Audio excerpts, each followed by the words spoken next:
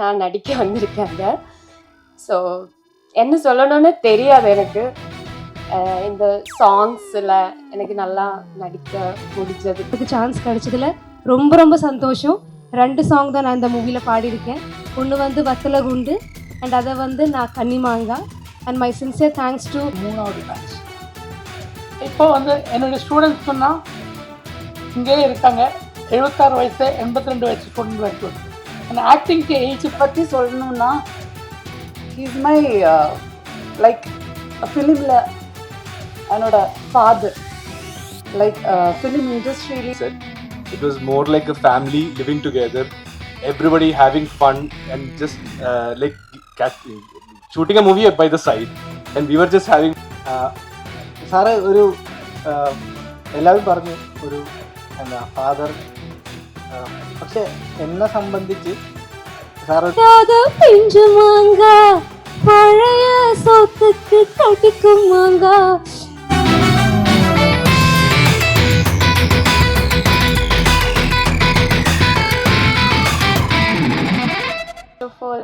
Thank you so much everyone. எனக்கு என்ன சொல்லணும்னு தெரியாது. So I am very excitement because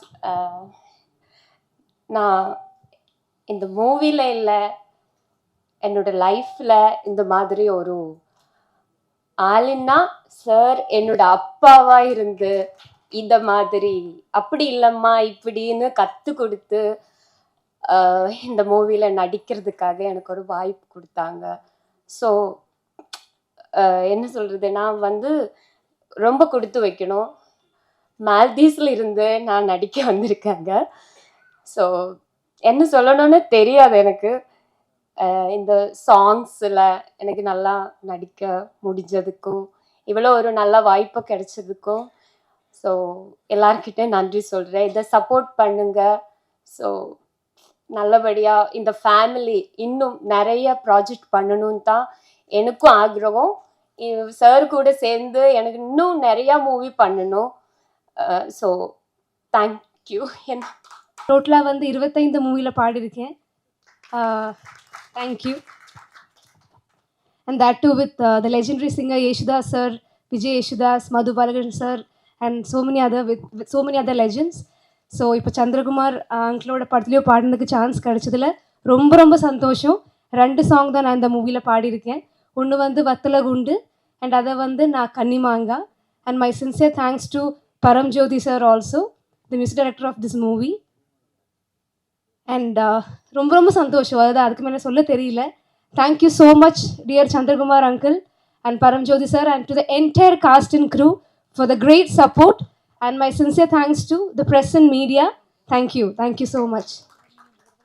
குஞ்சுமாங்கா உச்சி மரத்துல தொங்குமாங்கா, யாருக்கும் எட்டாத பிஞ்சுமாங்கா, பழைய சொத்துக்கு கட்டிக்குமாங்கா, ஜொல்ல விடும் நாக்க அடக்குமாங்கா, சூடான உடம்ப தனிக்குமாங்கா, நான் கன்னிமாங்கா.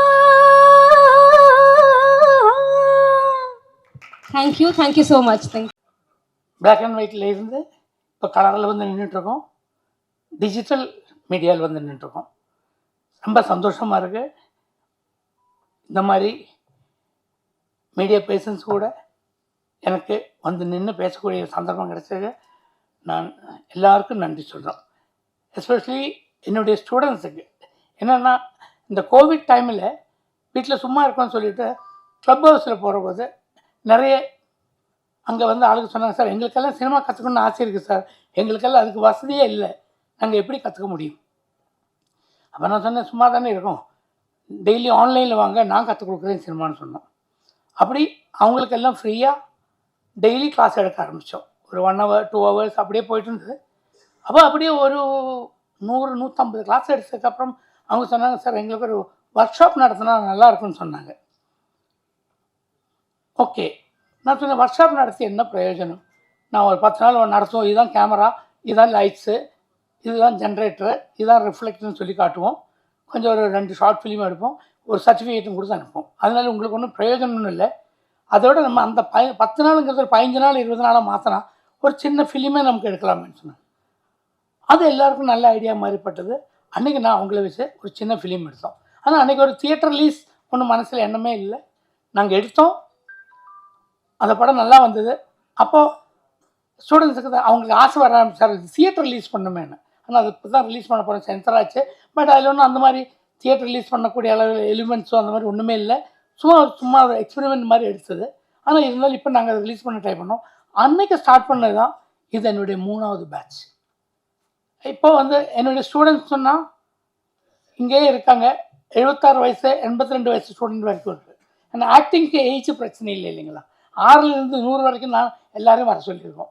எல்லோரும் வந்து ஒர்க் பண்ணுறாங்க. கூட எல்லோரும் இருக்காங்க, அவங்க எல்லாம் ஆக்ட் பண்ணியிருக்காங்க. இந்த படம்ங்கிறது என்னுடைய மட்டும் இல்லை, டிரைவர் டு டைரக்டர் எல்லோரும் சேர்ந்து தான் பண்ணியிருக்கோம். இதுக்கு தனி ஒரு கலைக்காரங்க இந்த மாதிரி துறையிலேருந்து வந்திருக்காங்க இந்த மாதிரி கிடையாது. எல்லோரும் எல்லா வேலையும் செஞ்சாங்க. யார் சமைச்சாங்க, யார் சர்வ் பண்ணாங்க, யார் வெசல்ஸ் கழுவி வச்சாங்க, யார் ட்ரைவ் பண்ணாங்க, ஷூட்டிங் ஃப்ளோரை எப்படி தொடச்சி வேணும் ஒன்றும் கிடையாது. எல்லோரும் எல்லா வேலையும் செஞ்சுருக்கோம், இன்க்ளூடிங் மீ. அதே மாதிரி இது ஒரு ப்ரொடியூசர்னு இல்லை, எல்லோரும் சேர்ந்து ஷேர் பண்ணி அவங்கவுங்க பேக்கெட்லேருந்து 10 வயசா 20 வயசான்னு சொல்லி அப்படி போட்டு எடுத்த படம் இது. அது இப்போ நான் அந்த மாதிரி பண்ணுற 3வது படம். அது என்னமோ நல்லா சக்ஸஸாக போகுது. ஆனால் பசங்களுக்கு ஆசை ஏறி வருது, சார் இதில் ஃபைட்டு வேணும் சார், பாட்டு வேணும் சார், தியேட்டர் ரிலீஸ் ஆகணும் சார், தியேட்டரில் ஓட்டணும் சார், ஆசைகள் ஏறிட்டே வரும். அப்போ பட்ஜெட் ஏறும். ஆனால் அந்தளவுக்கு பட்ஜெட்டு யார் கையிலையும் கிடையாது. இருந்தாலும் ஸ்ட்ரகிள் பண்ணி கஷ்டப்பட்டு நாங்கள் இந்த படத்தை பண்ணியிருக்கோம். இதெல்லாம் அடுத்த ஜென்ரேஷன் சினிமாவில் ஒரு அடுத்த ஒரு ஹைலி கல்ச்சர்டான, ரொம்ப டெடிக்கேட்டட், சின்சியரான, டிசிப்ளின்டான ஒரு ஜென்ரேஷனை உருவாக்கணுங்கிறது மட்டும்தான் என்னுடைய எண்ணம். இல்லாமல் நான் இந்த படம் பண்ணி லட்சங்கள் கோடிகள்னு யாரும் சம்பாதிக்க நாங்கள் பிளான் பண்ணல. அடுத்த ஜென்ரேஷன் ஒரு நல்ல ஸ்ட்ராங் ஜென்ரேஷன் சினிமாவில் இருக்கணும், டிசிப்ளின்டாக இருக்கணும், அதுக்கு ட்ரை பண்ணியிருக்கோம். எந்த அளவுக்கு வந்திருக்குன்னு நீங்கள் தான் படம் பார்த்து சொல்லணும். எல்லாருக்கும் நன்றி. ஏதாச்சும் தப்பு இருந்துச்சுன்னா, நான் தமிழ் பேசுகிறதுல தப்பு இருந்துச்சுன்னா மன்னிச்சுக்கோங்க. So I'm so happy and excited to be here. And this is my second film. Sir கூட தான் நான் செகண்ட் 2 மூவிலையும் ஒர்க் பண்ணியிருந்தேன். அண்ட் எனக்கு சாரை பற்றி சொல்லணுன்னா, ஹீஸ் மை லைக் ஃபிலிமில் என்னோட ஃபாதர். லைக் ஃபிலிம் இண்டஸ்ட்ரியிலேயே என்னோட ஃபாதர்னா சார் தான் எனக்கு. So I'm so nervous actually. I'm so happy. எனக்கு என்ன சொல்லணும்னு தெரில, sorry. Okay, thank you. I'll talk in English. My Tamil is not that good. First off, sir to me is like, as Subha said, he is like a father figure, not only to me, to every one of us. And the experience on set it was not a film set. It was more like a family living together, everybody having fun, and just like shooting a movie by the side. And we were just having fun. We were actually like living the best time of our lives there. And all thanks to sir. And speaking about the movie, it was a very joint effort, and it was based on something very important. And we wanted to bring out the sufferings and all that faced by the farmers, and we wanted to showcase their importance to the world also. And I don't know what else to say. Thank you so much for this opportunity, and thank you sir for trusting us with such a big thing. Thank you so much. Okay.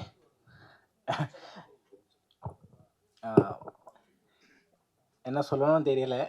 அது basically வார்த்தைகள் எல்லாம் வரல. அதான் I am very happy.